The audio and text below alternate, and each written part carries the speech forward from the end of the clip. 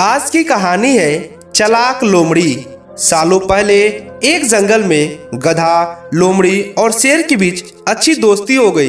तीनों ने एक दिन बैठकर साथ में शिकार करने के बारे में सोचा।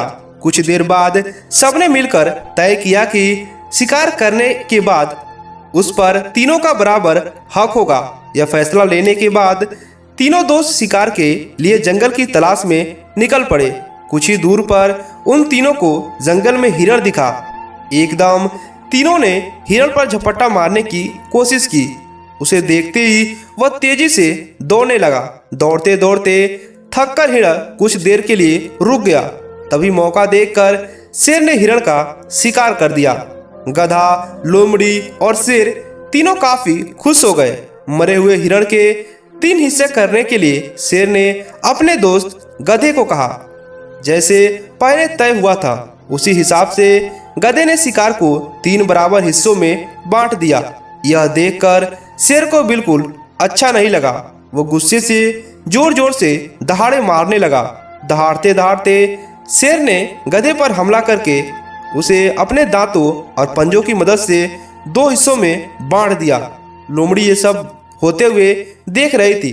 तभी शेर ने एकदम से लोमड़ी से कहा, चलो दोस्त, अब तुम इस शिकार का अपना हिस्सा ले लो। लोमड़ी चालाक और समझदार दोनों ही थी। उसने बड़ी अक्लमंदी के साथ हिरण के शिकार का 3/4 हिस्सा शेर को दे दिया और खुद के लिए 1/4 हिस्सा बचाया। इस तरह हुए शिकार के हिस्से से काफी शेर खुश हो गया। उसने हंसते हुए लोमड़ी से कहा, अरे वाह, तुमने एकदम मेरे मन का काम किया। तुम्हारा दिमाग काफी तेज है। इतना कहते ही शेर ने लोमड़ी से पूछा, तुम इतनी समझदार कैसे हो?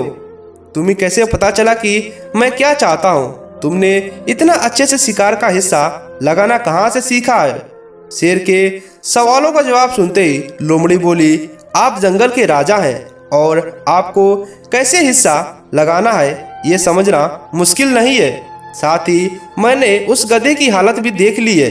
उसके साथ जो कुछ भी हुआ उससे सीख लेते हुए मैंने ये समझदारी दिखाई है। जवाब सुनकर शेर काफी खुश हुआ और उसने कहा कि तुम सच में बुद्धिमान हो।